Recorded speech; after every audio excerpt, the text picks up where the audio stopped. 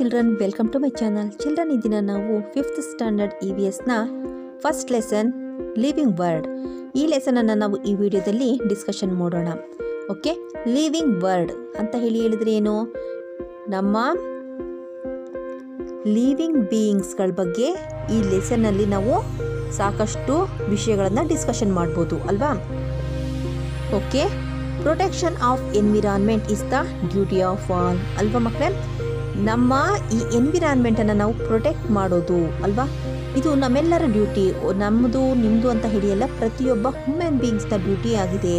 ನಾವೆಲ್ಲರೂ ಏನು ಮಾಡಬೇಕು? ನಮ್ಮ ಎನ್ವಿರಾನ್ಮೆಂಟನ್ನು ಪ್ರೊಟೆಕ್ಟ್ ಮಾಡಬೇಕು. Okay, after studying this lesson you identify living beings and non living things. Okay, ನಾವು ಈ ಲೆಸನಿಂದ ಏನನ್ನು ತಿಳ್ಕೊಬೋದು? ಲಿವಿಂಗ್ ಬೀಯಿಂಗ್ಸ್ ಅಂದರೆ ಏನು, ನಾನ್ ಲಿವಿಂಗ್ ಥಿಂಗ್ಸ್ ಅಂದರೆ ಏನು ಅಂತ ಹೇಳಿ ತಿಳ್ಕೊಬೋದು. Okay, next point, know the important characteristic of the living beings.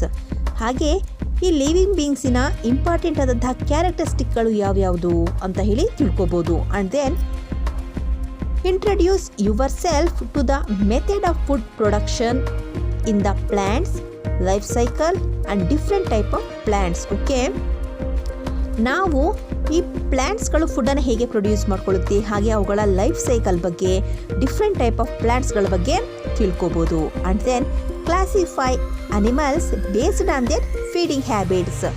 ಇನ್ನು ನಾವು ಅನಿಮಲ್ಸ್ಗಳನ್ನು ನಾವು ಅವುಗಳ ಫುಡ್ ಹ್ಯಾಬಿಟ್ಸ್ಗಳ ಮೇಲೆ ಹೇಗೆ ಕ್ಲಾಸಿಫಿಕೇಶನ್ ಮಾಡ್ಬೋದು ಅನ್ನೋದನ್ನು ಕೂಡ ತಿಳ್ಕೊಬೋದು. And last, know the importance of protection of plants and animals. ಹಾಗೆ ನಾವು ಅನಿಮಲ್ಸ್ಗಳನ್ನು ಪ್ಲ್ಯಾಂಟ್ಸ್ಗಳನ್ನು ಏನಕ್ಕೆ ಪ್ರೊಟೆಕ್ಷನ್ ಮಾಡಬೇಕು, ಹಾಗೆ ಅವುಗಳ ಇಂಪಾರ್ಟೆನ್ಸ್ಗಳು ಏನು ಅಂತ ಹೇಳಿ ಕೂಡ ನಾವು ಈ ಲೆಸನಲ್ಲಿ ಡಿಸ್ಕಷನ್ ಮಾಡ್ಬೋದು. ಓಕೆನಾ?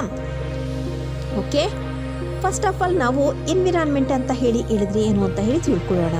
ಓಕೆ, ಎನ್ವಿರಾನ್ಮೆಂಟ್ ಅಂತ ಹೇಳಿದ್ರೆ ನಮ್ಮ ಸರೌಂಡಿಂಗಲ್ಲಿರುವಂತಹ ಪ್ರತಿಯೊಂದು ಥಿಂಗ್ಸನ್ನು ನಾವು ಎನ್ವಿರಾನ್ಮೆಂಟ್ ಅಂತ ಹೇಳ್ಬೋದು. Okay, the things around us, this is called environment. Okay, ನಾವು ಎನ್ವಿರಾನ್ಮೆಂಟನ್ನು ನಮ್ಮ ಸರೌಂಡಿಂಗಲ್ಲಿರುವಂತಹ ಪ್ರತಿಯೊಂದು ಥಿಂಗ್ಸನ್ನು ಎನ್ವಿರಾನ್ಮೆಂಟ್ ಅಂತ ಹೇಳ್ಕೋಬೋದು.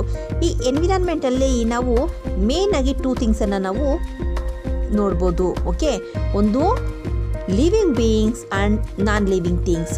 ಲಿವಿಂಗ್ ಬೀಯಿಂಗ್ಸ್ ಅಂತ ಹೇಳೋದಾದರೆ ನಾವು ಮನುಷ್ಯರೆಲ್ಲರೂ ಕೂಡ ಲಿವಿಂಗ್ ಬೀಯಿಂಗ್ಸ್ಗೆ ಬರ್ತೀವಿ. ಹ್ಯೂಮನ್ ಬೀಯಿಂಗ್ಸ್ ಅಲ್ವಾ? Human beings, plants, animals, insects, birds ಇವೆಲ್ಲ ಕೂಡ ಲಿವಿಂಗ್ ಬೀಯಿಂಗ್ಸ್. ಇನ್ನು ನಾನ್ ಲಿವಿಂಗ್ ಬೀಯಿಂಗ್ಸ್ ಅಂತ ಹೇಳೋದಾದರೆ ನಾನ್ ಲಿವಿಂಗ್ ಬೀಯಿಂಗ್ಸ್ ಯಾವ್ಯಾವ ಆಗುತ್ತೆ? ಹಿಲ್ಸ್ ಇರ್ಬೋದು, ಮೌಂಟೇನ್ಸ್ ಇರ್ಬೋದು, ಬ್ರಿಕ್ಸ್, ಸಾಯಿಲ್, ಪ್ಲಾಸ್ಟಿಕ್ ಅಲ್ವಾ? ಇವೆಲ್ಲ ಕೂಡ ನಾನ್ ಲಿವಿಂಗ್ ಥಿಂಗ್ಸ್. ಓಕೆ, ಈಗ ಲಿವಿಂಗ್ ಬೀಯಿಂಗ್ಸ್ ಅಂತ ಹೇಳಿದರೆ ಯಾವ್ಯಾವುದು, ನಾನ್ ಲಿವಿಂಗ್ ಬೀಯಿಂಗ್ಸ್ ಅಂತ ನಾನ್ ಲಿವಿಂಗ್ ಥಿಂಗ್ಸ್ ಅಂದರೆ ಯಾವ್ಯಾವುದು ಅಂತ ಹೇಳಿ ನಮಗೆ ಗೊತ್ತಾಯಿತು. ಹಾಗಾದರೆ ಲಿವಿಂಗ್ ಬೀಯಿಂಗ್ಸ್ಗೂ ನಾನ್ ಲಿವಿಂಗ್ ಥಿಂಗ್ಸ್ಗೂ ಇರುವಂತಹ ಡಿಫ್ರೆನ್ಸ್ ಏನು ಅಂತ ಹೇಳ್ಕೊಳ್ಳೋದಾದರೆ, ಲಿವಿಂಗ್ ಬೀಯಿಂಗ್ಸ್ ಅನ್ನೋದಕ್ಕೆ ಮೇಯ್ನಾಗಿ ಗ್ರೋತ್ ಇರುತ್ತೆ ಅಲ್ವಾ? ಅದು ಡೇ ಬೈ ಡೇ ಏನಾಗ್ತಾ ಇರುತ್ತೆ? ಗ್ರೋ ಆಗ್ತಾ ಇರುತ್ತೆ. ಹಾಗೆ ಅದು ಫುಡ್ಡನ್ನು ತೆಗೆದುಕೊಳ್ತಾ ಇರುತ್ತೆ. ಆ್ಯಂಡ್ ಮೂಮೆಂಟ್ ಇರುತ್ತೆ, ರೆಸ್ಪಿರೇಷನ್ ಮಾಡುತ್ತೆ, ಎಕ್ಸ್ಕ್ರಿಯೇಷನ್ ಮಾಡುತ್ತೆ, ಹಾಗೆ response to stimulus and reproduction ಇವುಗಳನ್ನೆಲ್ಲ ಲಿವಿಂಗ್ ಬೀಯಿಂಗ್ಸ್ಗಳು ಮಾಡ್ತಾ ಇರುತ್ತೆ. ಆದರೆ ಈ ನಾನ್ ಲಿವಿಂಗ್ ಬೀಯಿಂಗ್ಸ್ ಅನ್ನೋದು ಗ್ರೋತ್ ಆಗೋದಿಲ್ಲ, ಹಾಗೆ ಫುಡ್ಡನ್ನು ತೆಗೆದುಕೊಳ್ಳಲ್ಲ, ಮೂಮೆಂಟ್ಸ್ ಅನ್ನೋದು ಇರೋದಿಲ್ಲ, ರೆಸ್ಪಿರೇಷನ್ ಇರೋದಿಲ್ಲ, ಎಕ್ಸ್ಕ್ರಿಯೇಷನ್ ಇರೋದಿಲ್ಲ, ಹಾಗೆ ರೆಸ್ಪಾನ್ಸ್ ಟು ಸ್ಟಿಮ್ಯುಲಿ ಇರೋದಿಲ್ಲ, ಇನ್ನು ರೀಪ್ರೊಡಕ್ಷನ್ ಕೂಡ ಇರೋದಿಲ್ಲ ಅಲ್ವಾ? ಈಗ ಫಾರ್ ಎಕ್ಸಾಂಪಲ್ ನಾವು ಪ್ಲ್ಯಾಂಟ್ಸನ್ನು ತೆಗೆದುಕೊಳ್ಳೋದಾದರೆ, ಈಗ ನಾವು ಒಂದು ಸ್ಮಾಲ್ ಪ್ಲ್ಯಾಂಟನ್ನು ನಾವು ಗ್ರೋ ಮಾಡಿದ್ರೆ ಒಂದು ಸೀಡಿಂದ ಅದೇನಾಗುತ್ತೆ? ಗ್ರೋ ಆಗುತ್ತೆ. ಅದು ಆಫ್ಟರ್ ಸಮ್ ಡೇಸ್ ಅದೇನಾಗುತ್ತೆ? ಒಂದು ಸ್ಮಾಲ್ ಪ್ಲ್ಯಾಂಟ್ ಆಗಿ ಗ್ರೋ ಆಗುತ್ತೆ. ಹಾಗೆ ಅದಕ್ಕೆ ನಾವು ಫುಡ್ಡನ್ನು ಹಾಕ್ತೀವಿ. ಫುಡ್ ಅಂತ ಹೇಳಿದ್ರೆ ನಾವು ಅದಕ್ಕೆ ಚಿತ್ರಾನ್ನ, ಪುಳಿಯೋಗರೆ ಹಾಕೋದಲ್ಲ. ಅದೇ ಪ್ಲ್ಯಾಂಟ್ಸ್ಗಳಿಗೆ ನಾವು ವಾಟರನ್ನು ಹಾಕೋದ್ರಿಂದ ಪ್ಲ್ಯಾಂಟ್ಸ್ ಏನು ಮಾಡುತ್ತೆ? ವಾಟರ್, ಸನ್ಲೈಟ್ ಇವೆಲ್ಲ ತೆಗೆದುಕೊಂಡು ಅದರ ಓನ್ ಆದಂಥ ಫುಡ್ ಅನ್ನೋದು ಪ್ರಿಪೇರ್ ಮಾಡ್ಕೊಳ್ಳುತ್ತೆ. ಸೊ ಇದು ಇಲ್ಲಿ ಪ್ಲ್ಯಾಂಟ್ ಅನ್ನೋದು ಕೂಡ ಫುಡ್ಡನ್ನು ಈಟ್ ಮಾಡ್ದಂಗೆ ಆಯಿತು. ಹಾಗೆ ಮೂಮೆಂಟ್ ಅಂತ ಹೇಳಿದರೆ ಈಗ ನಾವು ಸ್ಮಾಲ್ ಮೂಮೆಂಟ್ಸ್ಗಳನ್ನು ನೋಡ್ಬೋದು ಪ್ಲ್ಯಾಂಟ್ಸ್ಗಳಲ್ಲಿ.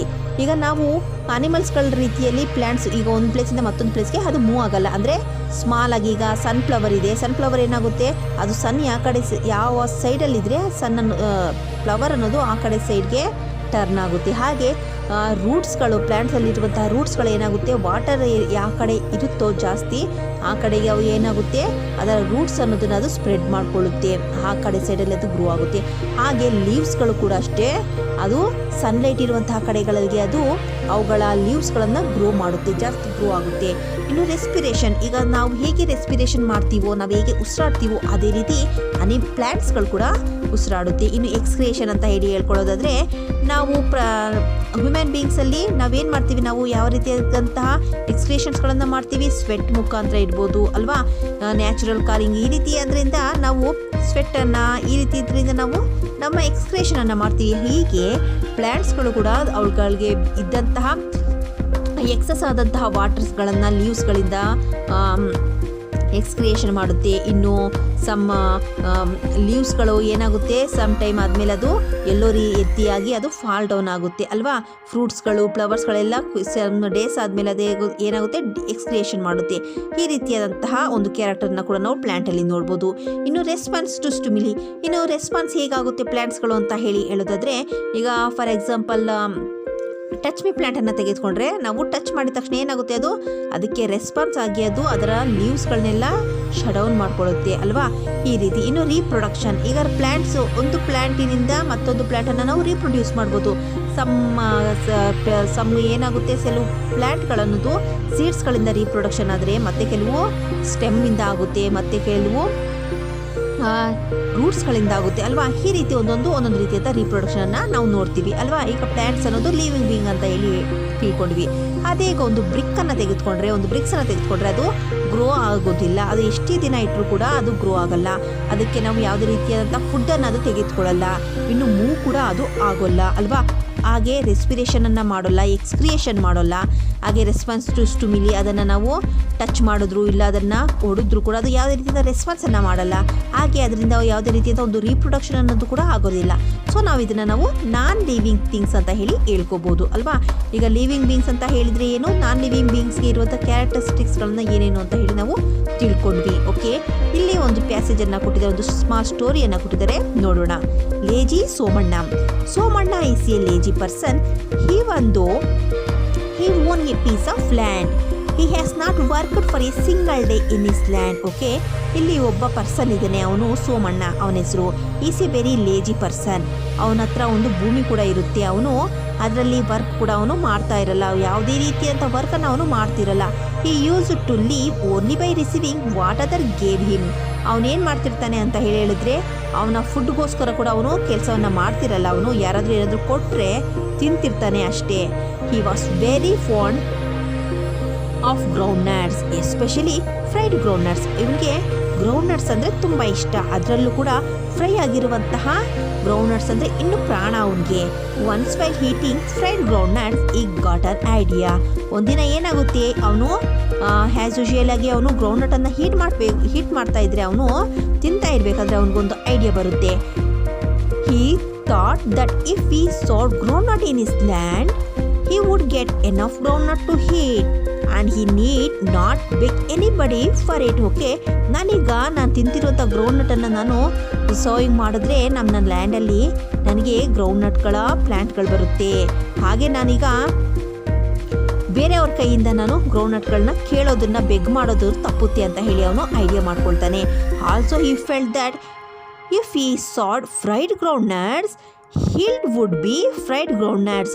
ಹಾಗೆ ಅವನೇನು ಅಂದ್ಕೊಳ್ತಾನೆ, ನಾನು ಫ್ರೈ ಆಗಿರುವಂಥ ಗ್ರೌಂಡ್ ನಟ್ಗಳನ್ನು ಸೋ ಮಾಡಿದ್ರೆ ಅದೇನಾಗುತ್ತೆ, ಅದು ನನಗೆ ಫ್ರೈ ಆಗಿರುವಂಥ ಗ್ರೌಂಡ್ ನಟ್ಗಳೇ ಬರುತ್ತೆ ಅಂತ ಹೇಳಿ ಅವನು ಅಂದ್ಕೊಳ್ತಾನೆ. So there would be no need to fried the groundnut. ಆಗ ನಾನು ಗ್ರೌಂಡ್ ನಟನ್ನು ಫ್ರೈ ಮಾಡೋದು ಕೂಡ ನನಗೆ ತಪ್ಪುತ್ತೆ ಅಂತ ಹೇಳಿ ಅವನು ಅಂದ್ಕೊಳ್ತಾನೆ. Not knowing the type of seeds to be sown, Somanna started sowing fried groundnuts from the next day itself. ಅವನಿಗೆ ಯಾವ ರೀತಿಯಾದಂಥ ಗ್ರೌಂಡ್ ನಟನ್ನು ನಾನು ಬೆಳಿಬೇಕು, ಬೀಜಗಳಾಗಿ ಅದನ್ನು ಹಾಕಿದ್ರೆ ಅದರಿಂದ ನನಗೆ ನ್ಯೂ ಪ್ಲ್ಯಾಂಟ್ಸ್ಗಳು ಬರುತ್ತೆ ಅನ್ನುವಂಥ ಐಡಿಯಾ ಕೂಡ ಅವನಿಗೆ ಇರೋದಿಲ್ಲ. ಸೊ ಅವನೇನು ಅಂದ್ಕೊಂಡಿರ್ತಾನೆ, ಫ್ರೈ ಆಗಿರುವಂತಹ ಗ್ರೌಂಡ್ ನಟನ್ನು ನಾನು ಬೆಳೆದ್ರೆ ನನಗೆ ಫ್ರೈ ಆಗಿರುವಂಥ ಗ್ರೌಂಡ್ ನಟ್ಗಳು ನನಗೆ ಬರುತ್ತೆ, ನಾನು ಅದನ್ನು ಡೈರೆಕ್ಟಾಗಿ ಕಿತ್ಕೊಂಡು ತಿನ್ಬೋದು, ಅದನ್ನು ನಾನು ಫ್ರೈ ಮಾಡುವಂಥ ಅವಶ್ಯಕತೆಗಳು ಕೂಡ ಇರೋದಿಲ್ಲ ಅಂತ ಹೇಳಿ ಅವನು ತಿಳ್ಕೊಂಡಿರ್ತಾನೆ. ಸೊ ಅದರಿಂದ ಅವನು ನೆಕ್ಸ್ಟ್ ಡೇ ಅವನು ಸೋಯಿಂಗ್ ಮಾಡೋದಕ್ಕೆ start ಮಾಡ್ಕೊಳ್ತಾನೆ. Seeing Somanna working in his land, the neighboring farmers were very happy that Somanna had shed his laziness finally. Okay, ಅವನ ಫೀಲ್ಡಲ್ಲಿ ವರ್ಕ್ ಮಾಡ್ತಿರೋದನ್ನ ನೋಡಿ, ಅವನ ಲ್ಯಾಂಡಲ್ಲಿ ವರ್ಕ್ ಮಾಡ್ತಿರೋದನ್ನ ನೋಡಿ ನೈಬರಿಂಗ್ ಫಾರ್ಮರ್ಸ್ಗಳಿರ್ತಾರಲ್ಲ ಅವರೆಲ್ಲ ತುಂಬ ಹ್ಯಾಪಿ ಆಗ್ತಾರೆ. ಲಾಸ್ಟ್ಗೂ ಸೋಮಣ್ಣ ಅವನ ಲೇಸಿನೆಸ್ಸನ್ನು ಫೈನಲೈಸ್ ಮಾಡಿದಾನೆ, ಅದನ್ನು ಬಿಟ್ಬಿಟ್ಟಿದ್ದಾನೆ ಅದನ್ನು ಅಂತ ಹೇಳಿ ಅವರು ತಿಳ್ಕೊಳ್ತಾರೆ. Days passed, plants grow and greenery was everywhere, but not a single plant appeared in Somanna's land. ಹಾಗೆ ಡೇಸ್ಗಳು ಪಾಸ್ ಆಗುತ್ತೆ, ಆದರೆ ಎಲ್ಲರ ಲ್ಯಾಂಡಲ್ಲಿ ಕೂಡ ಗ್ರೀನರಿ ಇರುತ್ತೆ, ಪ್ಲ್ಯಾಂಟ್ಸ್ಗಳು ಗ್ರೋ ಆಗ್ತಾ ಇರುತ್ತೆ. ಬಟ್ ಸೋಮಣ್ಣನ ಲ್ಯಾಂಡಲ್ಲಿ ಯಾವುದೇ ರೀತಿಯಂಥ ಒಂದು ಪ್ಲ್ಯಾಂಟ್ ಅನ್ನೋದು ಕೂಡ ಗ್ರೋ ಆಗಿರೋದಿಲ್ಲ. Okay, raw groundnuts have a characteristic needed to grow into a plant. It is called living component. Okay ನೋಡಿ, ಏನಕ್ಕಾಗಿಲ್ಲ ಅಂತ ಹೇಳಿದ್ರೆ ರಾ ಗ್ರೌಂಡ್ನಟ್ ಅಂತ ಹೇಳಿದ್ರೆ ಫ್ರೇ ಆಗದಲ್ಲಿರುವಂತಹ ಗ್ರೌಂಡ್ನಟ್ಟಲ್ಲಿ ಲಿವಿಂಗ್ ಕ್ಯಾರೆಕ್ಟರಿಸ್ಟಿಕ್ ಇರುತ್ತೆ, ಅದರಿಂದ ಅದು ಮತ್ತೊಂದು ಪ್ಲ್ಯಾಂಟ್ ಆಗಿ ಅದು ಗ್ರೋ ಆಗುತ್ತೆ.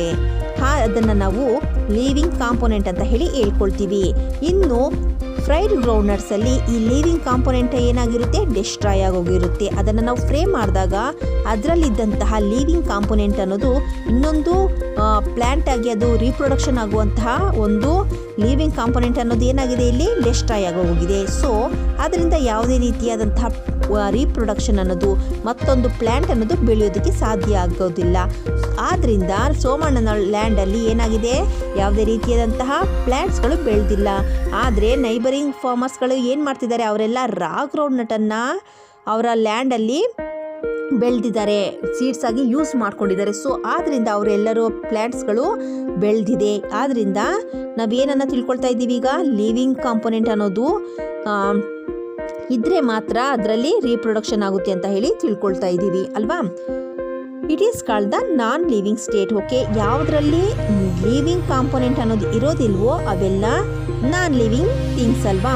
ಈಗ ಸ್ಟೋನಲ್ಲಿ ಇರೋದಿಲ್ಲ, ಲಿವಿಂಗ್ ಕಾಂಪೋನೆಂಟ್ ಅನ್ನೋದು ಇರೋದಿಲ್ಲ ಅಲ್ವಾ. ಅದರಿಂದ ನಾವು ಅವುಗಳನ್ನೆಲ್ಲ ನಾವು ಏನಂತ ಹೇಳ್ಕೊಬೋದು, ನಾನ್ ಲಿವಿಂಗ್ ಥಿಂಗ್ಸ್ ಅಂತ ಹೇಳಿ ಹೇಳ್ಬೋದು. In the environment, there are living beings which have the living characteristic and non-living things which do not have the living characteristic. ನಮ್ಮ ಈ ಎನ್ವಿರಾನ್ಮೆಂಟಲ್ಲಿ ಲಿವಿಂಗ್ ಕ್ಯಾರೆಕ್ಟರಿಸ್ಟಿಕ್ ಇರೋದನ್ನು ನಾವು ಲಿವಿಂಗ್ ಬೀಯಿಂಗ್ಸ್ ಅಂತ ಹೇಳಿ ಹೇಳ್ತೀವಿ. ಇನ್ನು ನಾನ್ ಲಿವಿಂಗ್ ಥಿಂಗ್ಸ್ಗಳಲ್ಲಿ, ನಾನ್ ಲಿವಿಂಗ್ ಬೀಯಿಂಗ್ಸ್ಗಳಲ್ಲಿ ಈ ರೀತಿಯಂಥ ಲಿವಿಂಗ್ ಕ್ಯಾರೆಕ್ಟರ್ಸ್ ಅನ್ನೋದು ಇರೋದಿಲ್ಲ.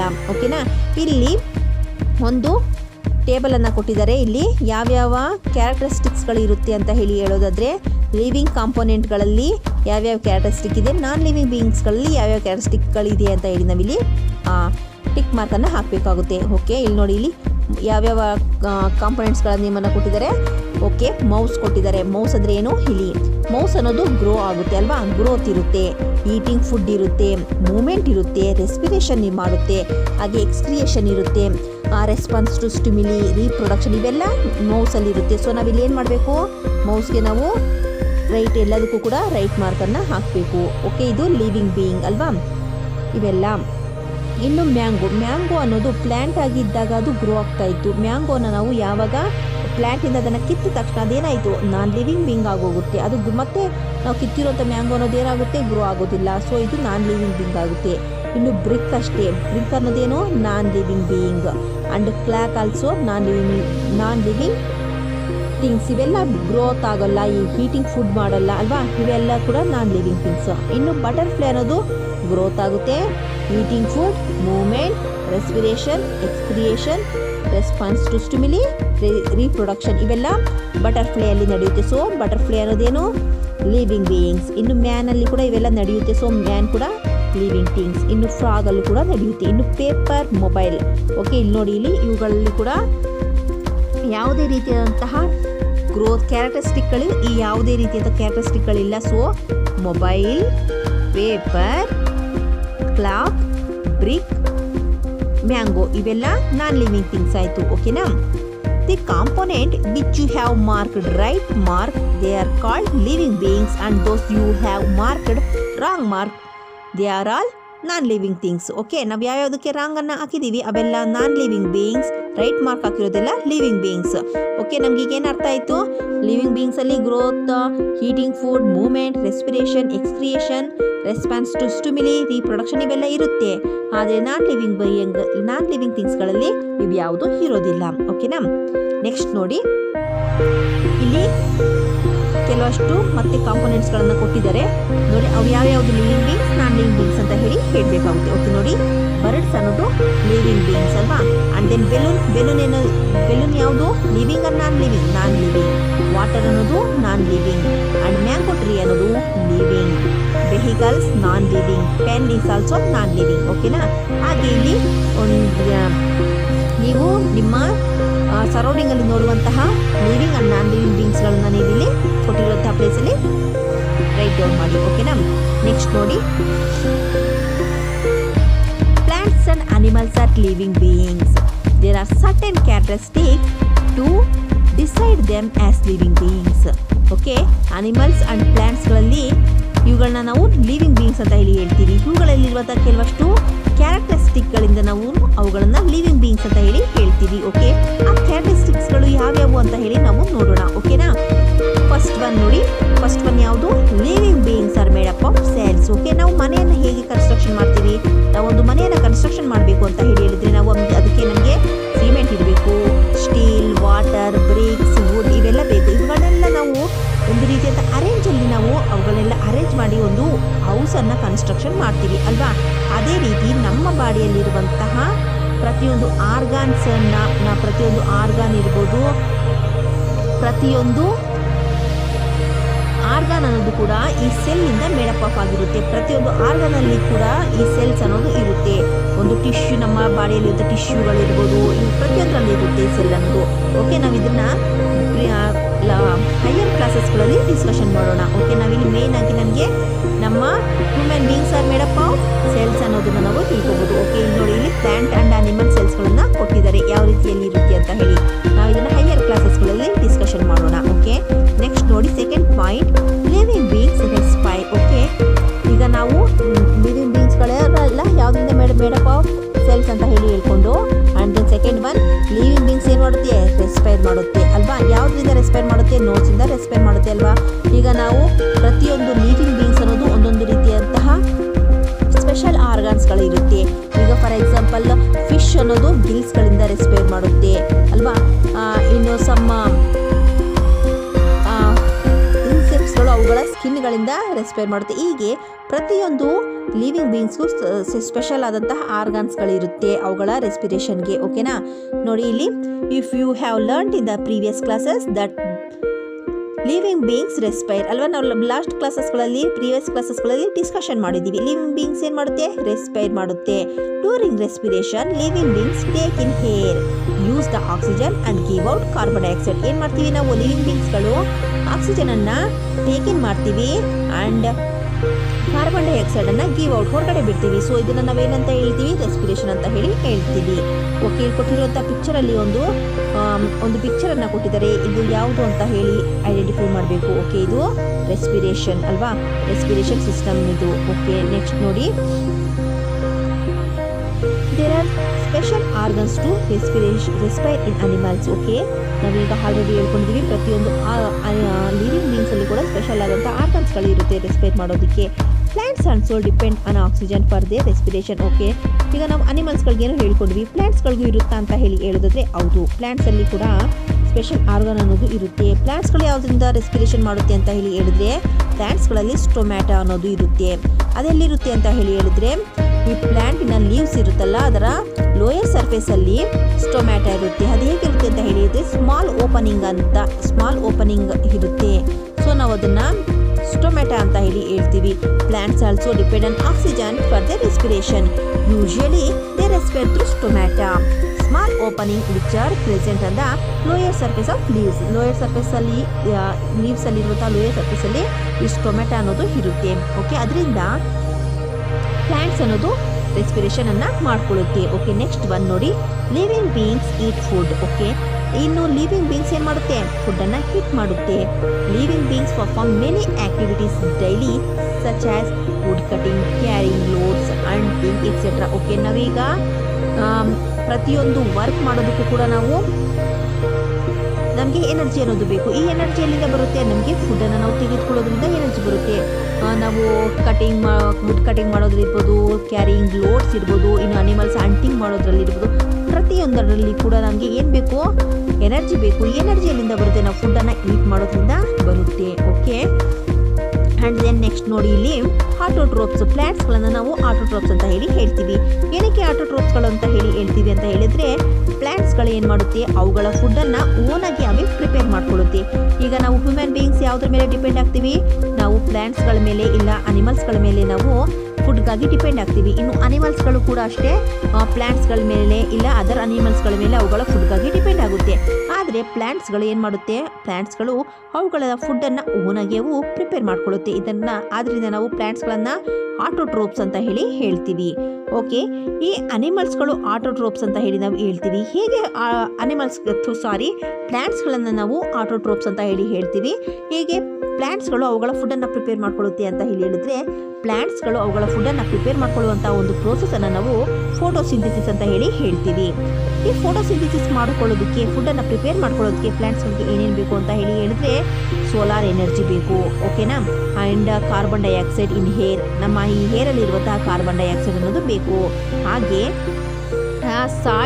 ಸಾಯಿಲಲ್ಲಿ ಇದ್ದಂತಹ ಮಿನರಲ್ಸ್, ಸಾಲ್ಟ್ಗಳು ಬೇಕು. ಆ್ಯಂಡ್ ವಾಟರ್ ಬೇಕು. ಅಷ್ಟೇ ಅಲ್ಲ, ಕ್ಲೋರೋಫಿಲ್ ಅನ್ನೋದು ಕೂಡ ಬೇಕು. ಅದೆಲ್ಲಿರುತ್ತೆ ಕ್ಲೋರೋಫಿಲ್ ಅಂತ ಹೇಳ್ಕೊಳ್ಳೋದಾದರೆ, ಲೀಫಲ್ಲಿ ಇರುತ್ತೆ ಈ ಕ್ಲೋರೋಫಿಲ್ ಪಿಗ್ಮೆಂಟ್ ಅನ್ನೋದು. ಸೊ ಇವೆಲ್ಲ ಯೂಸ್ ಮಾಡಿಕೊಂಡು ಪ್ಲ್ಯಾಂಟ್ಸ್ಗಳು ಅವುಗಳ ಫುಡ್ಡನ್ನು ನಾವು ಓನಾಗಿ ಪ್ರಿಪೇರ್ ಮಾಡ್ಕೊಳ್ಳುತ್ತೆ. ಇದನ್ನು ನಾವು ಫೋಟೋಸಿಂಥೆಸಿಸ್ ಅಂತ ಹೇಳಿ ಹೇಳ್ತೀವಿ. ಈ ಫೋಟೋಸಿಂಥೆಸಿಸ್ ಅಲ್ಲಿ ಫುಡ್ಡನ್ನು ಪ್ರಿಪೇರ್ ಮಾಡ್ಕೋಬೇಕಾದ್ರೆ ಆಕ್ಸಿಜನ್ ಆ್ಯಂಡ್ ಗ್ಲೂಕೋಸ್ ಅನ್ನೋದು ರಿಲೀಸ್ ಆಗುತ್ತೆ. ಓಕೆನಾ?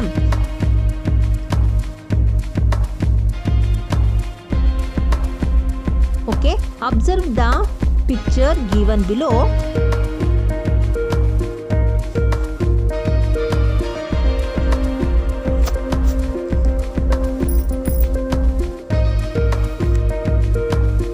Observe the picture given below. How do these plants obtain their food? Through plants like Drosera, Nepenthes, Utricularia prepare their own food, like depend on insects for nitrogen. Okay, these are called insectivore plants. You will know about them in higher classes. Okay, ನಾವು ನಮ್ಮ ಈ ಪ್ಲ್ಯಾಂಟ್ಸ್ಗಳನ್ನ autotrophs ಅಂತ ಹೇಳ್ಕೊಳ್ತಾ ಇದ್ದೀವಿ. ಹಾಗೆ ನಾವು ಡ್ರಾಸಿರಾ, ನೆಪೆಂಥೀಸ್, ಯುಟ್ರಿಕ್ಯುಲೇರಿಯಾ ಇವುಗಳನ್ನು ನಾವು ಇನ್ಸೆಕ್ಟಿವೋರ್ಸ್ ಅಂತ ಹೇಳ್ತೀವಿ. ಇನ್ಸೆಕ್ಟಿವೋರ್ಸ್ ಅಂತ ಹೇಳಿದ್ರೆ, ಈ ಪ್ಲ್ಯಾಂಟ್ಸ್ಗಳಿದಾವಲ್ಲ, ಡ್ರಾಸಿರಾ, ನೆಪೆಂಥೀಸ್, ಯುಟ್ರಿಕ್ಯುಲೇರಿಯಾ ಇವುಗಳು ಅವುಗಳಿಗೆ ಬೇಕಾದಂತಹ ನೈಟ್ರೋಜನ್ಗೋಸ್ಕರ ಅವುಗಳು ಏನು ಮಾಡುತ್ತೆ? ಇನ್ಸೆಕ್ಟ್ಸ್ಗಳ ಮೇಲೆ ಡಿಪೆಂಡ್ ಆಗಿದೆ. ಸೊ ಅವೇನು ಮಾಡುತ್ತೆ? ಅವು ಇನ್ಸೆಕ್ಟ್ಸ್ಗಳನ್ನು ಹೀಟ್ ಮಾಡುತ್ತೆ. ಅವುಗಳಲ್ಲಿ ಇದ್ದಂಥ ಆ ಪ್ಲ್ಯಾಂಟ್ಗಳಲ್ಲಿರುವಂತಹ ಆರ್ಗಾನ್ಸ್ಗಳು ಏನು ಮಾಡುತ್ತೆ? ಆ ಇನ್ಸೆಕ್ಟ್ಸ್ಗಳು ಅವುಗಳ ಮೇಲೆ ಹೋಗಿ ಕೂತಾಗ ಅದು ಇನ್ಸೆಕ್ಟ್ಸ್ಗಳನ್ನು ತಿನ್ನುತ್ತೆ. ಸೊ ಅವುಗಳನ್ನು ನಾವು ಇನ್ಸೆಕ್ಟಿವೋರ್ಸ್ ಅಂತ ಹೇಳ್ತೀವಿ. ಏನಕ್ಕೆ ಮಾಡ್ಕೊಳ್ಳುತ್ತೆ? ಅವುಗಳು ಫುಡ್ಡನ್ನು ಪ್ರಿಪೇರ್ ಮಾಡಲ್ವ ಅಂದರೆ, ಅವುಗಳು ಫುಡ್ಡನ್ನು ಪ್ರಿಪೇರ್ ಮಾಡುತ್ತೆ ಫಾರ್ ನೈಟ್ರೋಜನ್ ಬೇಕಾಗಿದೆ. ಅವುಗಳಿಗೆ ನೈಟ್ರೋಜನ್ ಪರ್ಪಸ್ಗೋಸ್ಕರ ಅವು ಏನು ಮಾಡುತ್ತೆ? ಈ ಇನ್ಸೆಕ್ಟ್ಸ್ಗಳ ಮೇಲೆ ಅವು ಡಿಪೆಂಡ್ ಆಗಿದೆ. ಸೊ ಅದನ್ನು ನಾವು ಇನ್ಸೆಕ್ಟಿವೋರ್ಸ್ ಅಂತ ಹೇಳ್ತೀವಿ. ಇವುಗಳ ಬಗ್ಗೆ ನಾವು ಹೈಯರ್ ಕ್ಲಾಸಸ್ಗಳಲ್ಲಿ ನಾವು ಇನ್ನೂ ಹೆಚ್ಚಿಗೆ ತಿಳ್ಕೊಬೋದು. Okay, food of animals. Okay, animals do not prepare their own food. They depend on plants and other animals for food. Therefore, animals are called heterotrophs. ಈಗ ನಾವು ಪ್ಲ್ಯಾಂಟ್ಸ್ಗಳನ್ನು ಆಟೋಟ್ರೋಪ್ಸ್ ಅಂತ ಹೇಳಿದ್ದೀವಿ. ಏನಕ್ಕೆ? ಪ್ಲ್ಯಾಂಟ್ಸ್ಗಳು ಓನ್ ಫುಡ್ಡನ್ನು ಪ್ರಿಪೇರ್ ಮಾಡ್ಕೊಳ್ಳುತ್ತೆ. ನಾವು ಅನಿಮಲ್ಸ್ಗಳನ್ನು, ಹ್ಯೂಮನ್ ಬೀಯಿಂಗ್ಸ್ಗಳನ್ನು ಹೆಟ್ರೋಟ್ರೋಪ್ಸ್ಗಳು ಅಂತ ಹೇಳ್ತೀವಿ. ಏನಕ್ಕೆ ಅಂತ ಹೇಳಿದ್ರೆ, ಅನಿಮಲ್ಸ್ಗಳಿರ್ಬೋದು ಇಲ್ಲ ಹ್ಯೂಮನ್ ಬೀಯಿಂಗ್ಸ್ಗಳಿರ್ಬೋದು ಏನು ಮಾಡುತ್ತೆ? ಅವು ಫುಡ್ಗಳನ್ನು ಓನಾಗಿ ಪ್ರಿಪೇರ್ ಮಾಡಲ್ಲ. ಅವುಗಳ ಫುಡ್ಗೋಸ್ಕರ ಅವು ಪ್ಲ್ಯಾಂಟ್ಸ್ಗಳ ಮೇಲೆ ಇಲ್ಲ ಅದರ್ ಅನಿಮಲ್ಸ್ಗಳ ಮೇಲೆ ಡಿಪೆಂಡ್ ಆಗಿದೆ. ಸೊ ಅದರಿಂದ animals and human beings heterotrophs ಆಗ್ತಾರೆ. ಓಕೆನಾ? ಇನ್ನು animals do not eat the same type of foods ಅಲ್ವಾ? ಪ್ರತಿಯೊಂದು ಅನಿಮಲ್ ಕೂಡ ಸೇಮ್ ಆದಂತಹ ಫುಡ್ಡನ್ನು ಈಟ್ ಮಾಡಲ್ಲ. Based on the food they eat, the animals are classified as follow. Okay, ಈಗ ನೋಡಿ, ಇಲ್ಲಿ ನಾವು ಅನಿಮಲ್ಸ್ಗಳನ್ನು ಅವುಗಳು ತಿನ್ನುವಂಥ ಫುಡ್ಗಳ ಮೇಲೆ ಅವುಗಳನ್ನು ಕ್ಲಾಸಿಫಿಕೇಶನ್ ಮಾಡ್ಕೊಳ್ತೀವಿ. ಹರ್ಬಿವೋರ್, ಕಾರ್ನಿವೋರ್ ಅಂಡ್ ಓಮ್ನಿವೋರ್ ಅಂತ ಹೇಳಿ ಅವುಗಳನ್ನ ಕ್ಲಾಸಿಫಿಕೇಶನ್ ಮಾಡ್ತೀವಿ. ಹರ್ಬಿವೋರ್ ಅಂತ ಹೇಳಿದ್ರೆ ಏನು? ಹರ್ಬಿವೋರ್ ಅಂದ್ರೆ ಅನಿಮಲ್ಸ್ಗಳು ಪ್ಲಾಂಟ್ಸ್ ಪ್ರಾಡಕ್ಟ್ಸ್ಗಳನ್ನ ಫುಡ್ ಆಗಿ ತೆಗೆದುಕೊಳ್ಳುತ್ತೆ, ಅವುಗಳನ್ನ ನಾವು ಹರ್ಬಿವೋರ್ ಅಂತ ಹೇಳಿ ಹೇಳ್ತೀವಿ. ಇನ್ನು ಕಾರ್ನಿವೋರ್ ಅಂತ ಹೇಳಿದ್ರೆ ಅನಿಮಲ್ಸ್ಗಳು ಬೇರೆ ಅನಿಮಲ್ಸ್ ಮೇಲೆ ಡಿಪೆಂಡ್ ಆಗುತ್ತೆ, ಫುಡ್ಗೋಸ್ಕರ ಬೇರೆ ಅನಿಮಲ್ಸ್ಗಳನ್ನು ತಿನ್ನುತ್ತೆ. Animals that eat other animals has food ಅಲ್ವಾ, ಅದನ್ನು ನಾವು ಕಾರ್ನಿವೋರ್ಸ್ ಅಂತ ಹೇಳಿ ಹೇಳ್ತೀವಿ. ಫಾರ್ ಎಕ್ಸಾಂಪಲ್ ಕಾರ್ನಿವೋರ್ಸ್ಗೆ ಏನೇನನ್ನ ಹೇಳ್ಬೋದು? ಟೈಗರ್, ಲಯನ್, ಚೀತಾ ಇವುಗಳನ್ನು ಕಾರ್ನಿವೋರ್ಸ್ ಅಂತ ಹೇಳಿ ಹೇಳ್ಬೋದು. ಹರ್ಬಿವೋರ್ಸ್ ಅಂತ ಹೇಳಿದ್ರೆ ಡೀರ್, ಎಲಿಫೆಂಟ್ ಅಲ್ವಾ, ಇವುಗಳೆಲ್ಲ ಪ್ಲ್ಯಾಂಟ್ಸ್ಗಳನ್ನು ಹೀಟ್ ಮಾಡುತ್ತೆ. ಸೊ ಅವುಗಳೆಲ್ಲ ಹರ್ಬಿವೋರ್ಸ್ ಆಗಿದೆ. ಪ್ಲಾಂಟ್ ಪ್ರಾಡಕ್ಟ್ಸ್ಗಳನ್ನು ಹೀಟ್ ಮಾಡೋದ್ರಿಂದ. ಇನ್ನು ಹೋಮ್ನಿವೋರ್ಸ್ ಅಂತ ಹೇಳಿದ್ರೆ ಏನು? ಈ ಹೋಮ್ನಿವೋರ್ಸ್ ಅಂದರೆ ಬೋತ್ ಪ್ಲಾಂಟ್ಸ್ಗಳನ್ನು ಹೀಟ್ ಮಾಡುತ್ತೆ ಆ್ಯಸ್ ವೆಲ್ ಬೇರೆ ಅನಿಮಲ್ಸ್ಗಳನ್ನು ಕೂಡ ಹೀಟ್ ಮಾಡುತ್ತೆ. ಇವುಗಳನ್ನು ನಾವು ಹೋಮ್ನಿವೋರ್ಸ್ ಅಂತ ಹೇಳಿ ಹೇಳ್ತೀವಿ. ಎಕ್ಸಾಂಪಲ್ ಯಾವುದು? ರ್ಯಾಟ್ ಇರ್ಬೋದು, ಡಾಗ್ ಇರ್ಬೋದು, ಹ್ಯೂಮನ್ ಬೀಯಿಂಗ್ಸ್ ಅಲ್ವಾ, ಇವರೆಲ್ಲ ಹೋಮ್ನಿವೋರ್ಸ್ಗೆ ಎಕ್ಸಾಂಪಲ್ ಆಗಿ ನಾವು ಹೇಳ್ಕೋಬಹುದು. ಓಕೆ, ಇಲ್ಲಿ ನೆಕ್ಸ್ಟ್ ನೋಡಿ, ಲಿವಿಂಗ್ ಬೀಯಿಂಗ್ಸ್ ಗ್ರೋ. ಓಕೆ, ಈಗ ನಾವು ಇಲ್ಲಿ ಪಿಕ್ಚರಲ್ಲಿ ಕೊಟ್ಟಿದ್ದಾರೆ ನೋಡಿ. ಒಂದು ಹ್ಯೂಮನ್ ಬೀಯಿಂಗ್ ಅನ್ನೋದು ಫಸ್ಟ್ ಹೇಗಿರ್ತಾನೆ? ಫಸ್ಟ್ ಒಂದು ಸ್ಮಾಲ್ ಬೇಬಿ ಆಗಿರ್ತಾನೆ, ಅಂಡ್ ದೆನ್ ಚೈಲ್ಡ್ ಆಗಿ, ಅಂಡ್ ದೆನ್ ಎಲ್ಡರ್ ಅಡಲ್ಟ್ ಆಗಿ ಬೆಳೀತಾನೆ ಅಲ್ವಾ. ಹಾಗೆ ಪ್ಲಾಂಟ್ ಅನ್ನೋದು ಕೂಡ ಅಷ್ಟೇ, ಸ್ಮಾಲ್ ಸೀಡ್ ಆಗಿರುತ್ತೆ, ಅದರಿಂದ ಒಂದು ಸ್ಮಾಲ್ ಬೇಬಿ ಪ್ಲಾಂಟ್ ಬೆಳೆಯುತ್ತೆ, ಅಂಡ್ ದೆನ್ ಒಂದು ಸ್ಮಾಲ್ ಪ್ಲಾಂಟ್ ಆಗಿ ಬೆಳೆಯುತ್ತೆ, ಅಂಡ್ ದೆನ್ ಟ್ರೀ ಆಗಿ ಬೆಳೆಯುತ್ತೆ. ಅಂಡ್ ದೆನ್ ಇನ್ನು ಬರ್ಡ್ಸ್ ಅಲ್ಲಿ ಹೇಳೋದಾದ್ರೆ ಹೆಗ್ ಇರುತ್ತೆ, ಹೆಗ್ಗಿಂದ ಒಂದು ಸ್ಮಾಲ್ ಚಿಕನ್ ಬರುತ್ತೆ, ಹಾಗೆ ಅದರಿಂದ ಒಂದು ಹೆಣ್ಣಾಗಿ ಅದು ಬೆಳೆಯುತ್ತೆ, ಗ್ರೋತ್ ಆಗುತ್ತೆ ಅಲ್ವಾ. This picture show the growth of that particular organisms.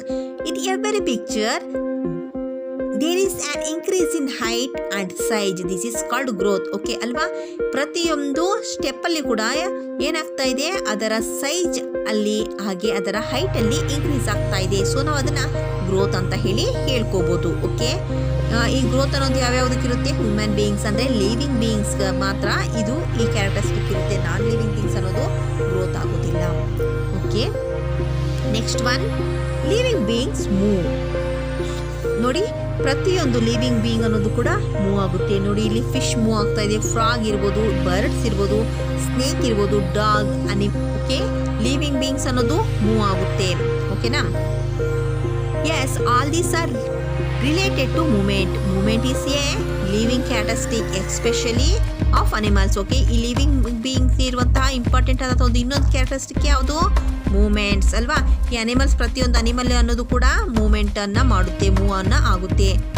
Okay, animals move from one place to another. They have special organs for this.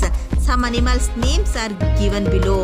Write their organ of moving here. Okay, ಪ್ರತಿಯೊಂದು ಅನಿಮಲ್ಗೂ ಕೂಡ move ಅನ್ನ ಆಗೋದಕ್ಕೆ special ಆದಂಥ organs ಅನ್ನೋದು ಇರುತ್ತೆ.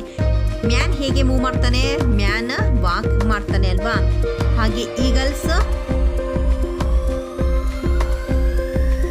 ಏನ್ ಮಾಡುತ್ತೆ? ಫ್ಲೇಯಿಂಗ್ ಮಾಡುತ್ತೆ. ಇನ್ನು ಕಾಂಗರು ಅನ್ನೋದು ವಾಕ್ ಮಾಡುತ್ತೆ. ಇನ್ನು ಬ್ಯಾಟ್ ಇವೆಲ್ಲ ಏನು ಮಾಡುತ್ತೆ? ಇವೆಲ್ಲ ಕೂಡ ಫ್ಲೇಯಿಂಗ್ ಮಾಡುತ್ತೆ. ಈ ರೀತಿ ಪ್ರತಿಯೊಂದು ಅನಿಮಲ್ ಅನ್ನೋದು ಹೇಗೆ ಮೂವ್ ಮಾಡುತ್ತೆ? ಅವುಗಳಿಗೆ ಇರುವಂತಹ ಸ್ಪೆಷಲ್ ಆರ್ಗನ್ಸ್ಗಳಿಂದ ಅವು ಮೂವ್ ಅನ್ನ ಮಾಡುತ್ತೆ. Okay, plants do not have organs for movement as in animals. Has soil holding the root of plants, they cannot move from one place to another. Okay, ನಾವಿಲ್ಲಿ ಏನು ಹೇಳ್ಕೊಂಡ್ವಿ? ಪ್ಲಾಂಟ್ಸ್ಗಳಲ್ಲಿ ಇರುವಂಥ ಪ್ಲಾಂಟ್ಸ್ಗಳು ಮೂವ್ ಆಗೋಲ್ಲ. ಏನಕ್ಕೆ ಮೂವ್ ಆಗಲ್ಲ ಅಂತ ಹೇಳೋದಾದ್ರೆ, ಪ್ಲಾಂಟ್ಸಲ್ಲಿರುವಂತಹ ರೂಟ್ಸ್ ಏನು ಮಾಡಿರುತ್ತೆ? ಸಾಯಿಲನ್ನು ಅದು ಹೋಲ್ಡ್ ಮಾಡ್ಕೊಂಡಿರುತ್ತೆ. ಅದು ಗ್ರೋ ಅಪ್ವರ್ಡಲ್ಲಿ ಅದು ಗ್ರೋ ಆಗಬೇಕು ಅಂತ ಹೇಳಿದ್ರೆ ಅದು ರೂಟ್ಸ್ ಅನ್ನೋದು ಸಾಯಿಲ್ ಅನ್ನ ಹಿಡಿದಿಟ್ಕೊಂಡಿರುತ್ತೆ. ಸೊ ಅದು ಮೂವ್ ಆಗೋದಕ್ಕೆ ಆಗೋದಿಲ್ಲ. Roots growing toward water in the soil. Okay, ನಾವು ಪ್ಲಾಂಟ್ಸ್ ಅಲ್ಲಿ ಕೂಡ ಸ್ಮಾಲ್ ಆದಂತಹ ಮೂಮೆಂಟ್ಸ್ಗಳನ್ನು ನಾವು ಅಬ್ಸರ್ವ್ ಮಾಡ್ಬೋದು. ಅದು ಹೇಗೆ ಅಂತ ಹೇಳಿದ್ರೆ, ರೂಟ್ಸ್ ಅನ್ನೋದು ಪ್ಲಾಂಟ್ಸ್ ಅಲ್ಲಿ ಇರುವಂಥ ರೂಟ್ಸ್ ಏನಾಗಿರುತ್ತೆ? ಅದು ವಾಟರ್ ಇರುವಂತಹ ಕಡೆಗೆ ಅದು growing towards the water in the soil. ಎಲ್ಲಿ ವಾಟರ್ ಕನ್ಸಿಸ್ಟೆನ್ಸಿ ಇರುತ್ತೆ ಆ ಕಡೆ ಸೈಡ್ಗೆ ಪ್ಲಾಂಟ್ಸ್ ಅನ್ನೋದು ಪ್ಲಾಂಟ್ಸಿನ ರೂಟ್ಸ್ ಅನ್ನೋದು ಗ್ರೋ ಆಗ್ತಾ ಇರುತ್ತೆ. And then sunflower plant turn toward the sun. ಹಾಗೆ ಸನ್ಫ್ಲವರ್ ಪ್ಲಾಂಟ್ ಏನಾಗುತ್ತೆ, ಸನ್ ಆ ಕಡೆ ಸೈಡ್ ಇದ್ರೆ ಅದು ಆ ಕಡೆ ಸೈಡ್ಗೆ ಟರ್ನ್ ಆಗಿರುತ್ತೆ ಅಲ್ವಾ. ಈ ರೀತಿ ನಾವು ಇದರ ಪ್ಲಾಂಟ್ಸ್ ಅಲ್ಲಿ ಕೂಡ ಈ ಮೂವ್ಮೆಂಟ್ ಅನ್ನ ನಾವು ಅಬ್ಸರ್ವ್ ಮಾಡ್ಬೋದು. ಅಂಡ್ ನೆಕ್ಸ್ಟ್ ಒನ್ ನೋಡಿ, ಲಿವಿಂಗ್ ಬೀಯಿಂಗ್ಸ್ ಎಕ್ಸ್ಕ್ರಿಯೇಟ್ ಅನ್ನ ಮಾಡುತ್ತೆ. Many activities take place in the body of organ. As a result, things which are unwanted for the body are also generated. These have been thrown out of the body. If not, body gets affected. Okay, ಈಗ ನಾವು ಏನು ಮಾಡ್ತೀವಿ, ನಮ್ಮ ಬಾಡಿಗೆ unwanted ಆದಂತಹ ಥಿಂಗ್ಸ್ಗಳನ್ನು ನಾವು throw out ಮಾಡ್ತೀವಿ. So ಇದನ್ನು ನಾವು ಎಕ್ಸ್ಕ್ರಿಯೇಷನ್ ಅಂತ ಹೇಳಿ ಹೇಳ್ಕೋಬೋದು. ಯಾವ್ಯಾವದನ್ನು ನಾವು ಥ್ರೋ ಔಟ್ ಮಾಡ್ತೀವಿ ಅಂತ ಹೇಳಿದ್ರೆ, ಕಾರ್ಬನ್ ಡೈಆಕ್ಸೈಡನ್ನು ನಾವು ಥ್ರೋ ಔಟ್ ನಮ್ಮ ಬಾಡಿಗೆ ಥ್ರೋ ಔಟ್ ಮಾಡ್ತೀವಿ. ಸ್ವೆಟ್ಟನ್ನು ಇರ್ಬೋದು, ಟೀಸ್ ಇರ್ಬೋದು, ಅಂಡ್ ಯೂರಿನ್ ಅಲ್ವಾ. ಈ ರೀತಿ ನಾವು ಸ್ಪೆಷಲ್ ಆರ್ಗನ್ಸ್ಗಳಿಂದ ನಾವು ಏನು ಮಾಡ್ತೀವಿ, ಈ ಎಕ್ಸ್ಕ್ರಿಯೇಷನ್ಗೂ ಕೂಡ ಸ್ಪೆಷಲ್ ಆದಂತಹ ಆರ್ಗನ್ಸ್ಗಳಿದೆ, ಅವುಗಳಿಂದ ನಾವು ಎಕ್ಸ್ಕ್ರಿಯೇಷನನ್ನು ಮಾಡ್ತೀವಿ. ಅದೇ ರೀತಿ ಪ್ಲಾಂಟ್ಸ್ಗಳು ಕೂಡ ಏನು ಮಾಡುತ್ತೆ, ಕಾರ್ಬನ್ ಡೈಆಕ್ಸೈಡನ್ನು ಅವು ರೆಸ್ಪಿರೇಷನ್ ಮಾಡಬೇಕಾದಂತಹ ಸಿಚುವೇಷನಲ್ಲಿ ಏನು ಮಾಡ್ತಾ ಇರುತ್ತೆ, ಅವುಗಳು ಕೂಡ ಕಾರ್ಬನ್ ಡೈಆಕ್ಸೈಡನ್ನು ಅಟ್ಮಾಸ್ಫಿಯರಲ್ಲಿ ರಿಲೀಸ್ ಮಾಡುತ್ತೆ. ಡ್ರೈ ಲೀವ್ಸನ್ನು, ಸ್ಟೆಮ್, ರೂಟಿಂಗ್ ಪಾರ್ಟ್ಸ್ಗಳನ್ನು, ಇವುಗಳನ್ನು ಕೂಡ ಪ್ಲಾಂಟ್ಸ್ಗಳು ಅವುಗಳಿಂದ ಸಪ್ರೇಟ್ ಮಾಡ್ತಾ ಇರುತ್ತೆ.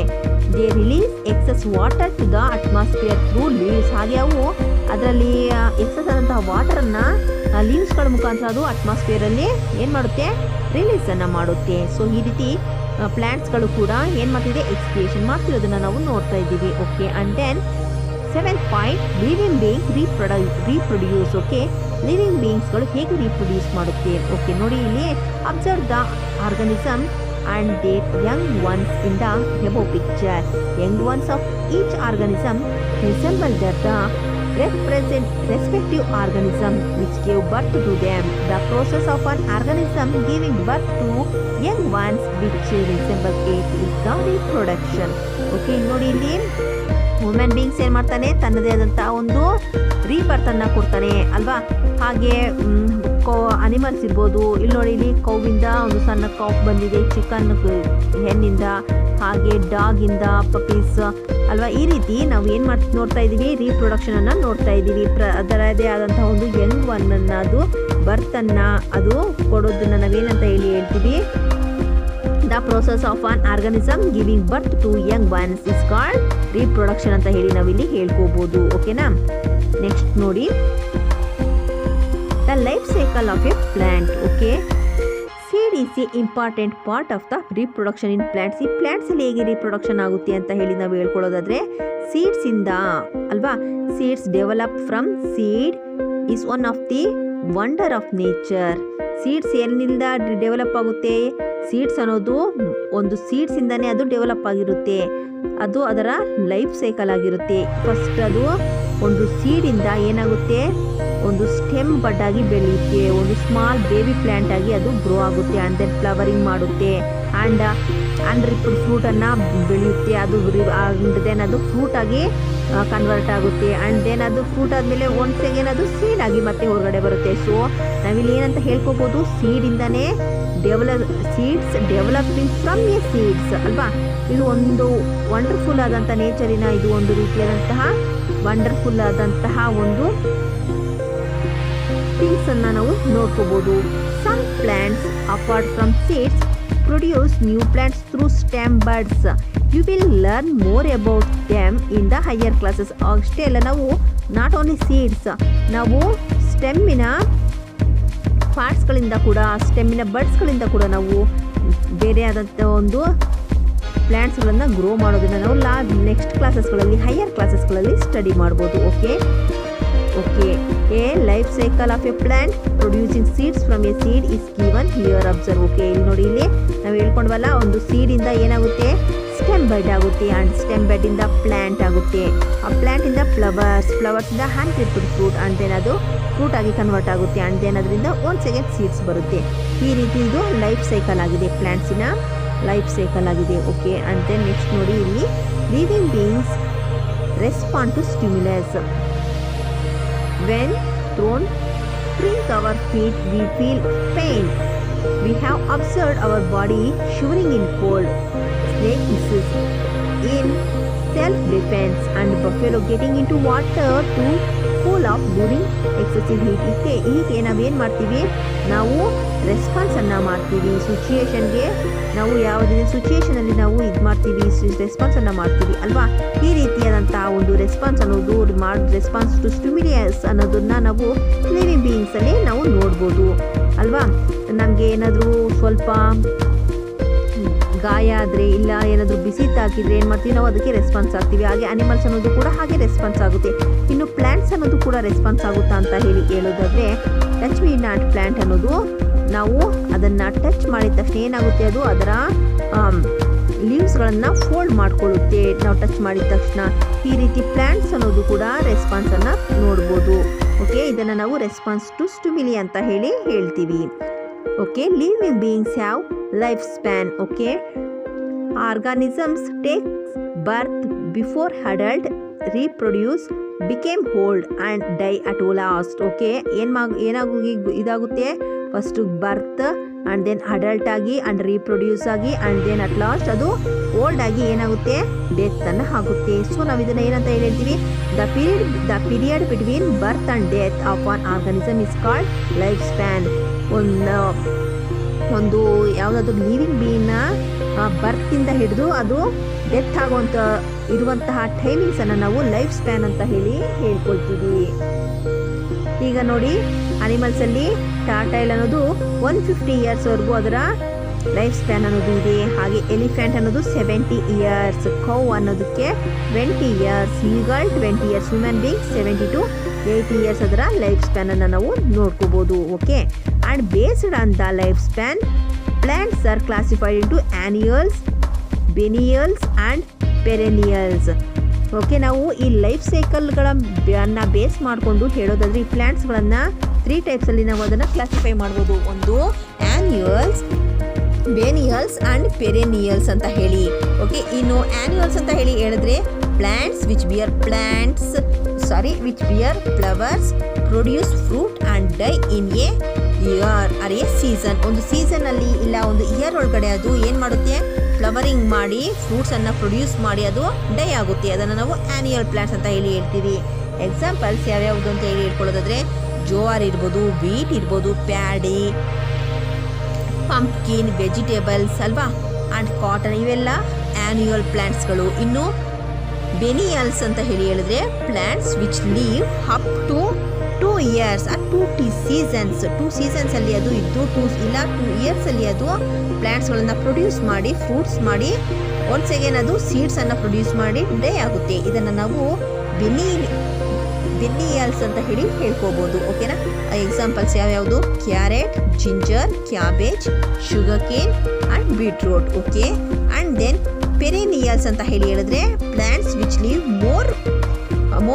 many more years and keep producing flowers, fruits and seeds. ಇವು ಮೆನಿ ಇಯರ್ಸ್ಗಳವರೆಗೆ ಕೂಡ ಇವು ಪ್ಲ್ಯಾಂಟ್ಸ್ ಏನಾಗುತ್ತೆ, ಲಿವಿಂಗಲ್ಲಿ ಇರುತ್ತೆ. ಸೊ ಅದನ್ನು ನಾವು ಪೆರೆನಿಯಲ್ಸ್ ಅಂತ ಹೇಳ್ತೀವಿ. ಫಾರ್ ಎಕ್ಸಾಂಪಲ್ ಮ್ಯಾಂಗೋ ಟ್ರೀ ಇರ್ಬೋದು, lemon, coconut, neem, jackfruit, apricot, ಇವುಗಳೆಲ್ಲ ಏನಾಗುತ್ತೆ, ಅವು ಮೆನಿ ಇಯರ್ಸ್ವರೆಗೂ ಅವು ಲಿವಿಂಗ್ ಆಗಿ ಇರುತ್ತೆ. ಸೊ ಅದನ್ನು ನಾವು ಪೆರೆನಿಯಲ್ಸ್ ಅಂತ ಹೇಳ್ತೀವಿ. ಓಕೆ, ನೆಕ್ಸ್ಟ್ ನಾವು ಮಾನೋಕಾಟಿಲೇಟ್ಸ್ ಆ್ಯಂಡ್ ಡೈಕಾಟಿಲೇಟ್ಸ್ ಅಂತ ಕೂಡ ನಾವು ಸೀಡ್ಸ್ಗಳನ್ನು ಕ್ಲಾಸಿಫೈ ಮಾಡ್ತೀವಿ. ಇನ್ನು ಮಾನೋಕಾಟಿಲೇಟ್ಸ್ ಅಂತ ಹೇಳಿದ್ರೆ ಸೀಡ್ಸ್ ಹ್ಯಾಸ್ ಓನ್ಲಿ 1 ಕಾಟಿಲೇಡನ್ಸ್.